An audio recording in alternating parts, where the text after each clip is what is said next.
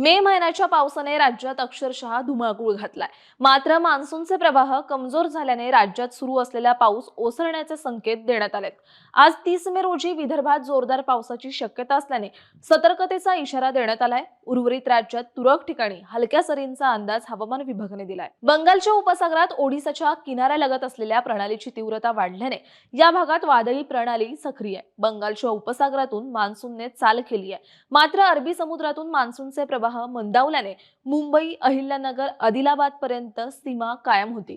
गुरुवारी म्हणजेच काल 29 मे रोजी विदर्भासह छत्तीसगड, ओडिसाच्या काही भागात, संपूर्ण पूर्वोत्तर राज्यांसह सिक्कीम आणि पश्चिम बंगालच्या काही भागात मान्सून दाखल झालाय।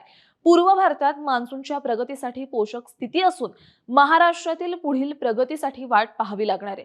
आज 30 मे रोजी विदर्भातील अमरावती, चंद्रपूर, भंडारा, गोंदिया जिल्ह्यात जोरदार पावसाची शक्यता असल्याने तसंच बुलढाणा, अकोला, वाशिम, यवतमाळ, वर्धा, नागपूर जिल्ह्यात विजांसह पावसाची शक्यता असल्याने सतर्कतेचा इशारा देण्यात आलाय। मराठवाड्यातील बीड, लातूर, परभणी, हिंगोली, नांदेड जिल्ह्यात विजांसह पावसाची शक्यता आहे। उर्वरित राज्यात तुरळक ठिकाणी हलक्या पावसाचा अंदाज हवामान विभागाने वर्तवलाय।